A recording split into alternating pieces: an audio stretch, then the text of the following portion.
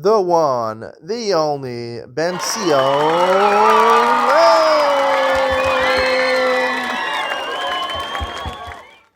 Good morning and welcome to Yeshiva YouTube, Iyun and Sion. Today we did Mesachas Yoma Paraches Mishnayos Vav and Zayin. I want to talk about Mishnah Vav over here. It says Misha also Bulmus. Bulmus not clearly defined in the Gemara. It says people Ha'okes Machmas Rava and Masuka Lamos. He's really hungry. All of a sudden he shows that hunger. I've had this certain times happen to me. I don't know. I'm walking and just starting to get really, really hungry. I think most people have had this. So if that happens on Yom Kippur, not only you feed him on Yom Kippur, but also you feed him non-kosher food. Non-kosher food. Right? If that's what he wants, you feed it to him. And secondly, you feed it to the point, you give him enough food until his eyes light up. Now, eyes lighting up sounds like a pretty good mood. Your eyes are lighting up. Now, this is in distinction to Mishnah Hay we learned yesterday. There were two cases. One, Ubra, a woman who's pregnant that smelled a tafshil. She wants to eat from the food. You give her achetash of nafsha. Didn't say anything about dvarim tmeim. It says you give it to her until she calms down, basically. And a man, right, a chola, I define specifically as a man, not a chola, but I think it could be a woman as long as it's a physical pain. I'm going to talk about this now. Chola is talking about someone who has physiological symptoms, physical pain, physical symptoms, and he's threatening that he might actually die.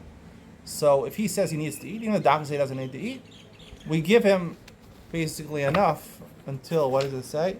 Yoma die, until he says enough. Most people are machmir Yom Kippur, they'll say enough. Basically that he's not on the threshold of death anymore. You don't feed him to calm him down, just basically enough that he's not going to die. I believe these three cases are three different types of illnesses. The case of a woman, Ubra Sheiricha, a woman, she smells food. I don't know if it's a physiological need that she has, it's more an emotional need. That's why I talking about a woman. When it's an emotional pain, right? People think that physical pain is greater than emotional pain. It's not so. It's not so. Physical pain is painful, but emotional pain could even be more painful. And therefore, we feed her a lot more, achetash and nafsha, until she calms down. Physical pain, Yoma die, until he says enough. I'm not in physical pain anymore. I'm not physically in danger of dying anymore. And here the Mishnah talks about something which is a third type of illness, which is a psychological illness, which is there's emotions and there's feelings, right? If you say, I am happy or I am sad, those are emotions. If you say, I feel depressed, that's something else. Feeling depressed, I am sad, is not so bad as I feel depressed.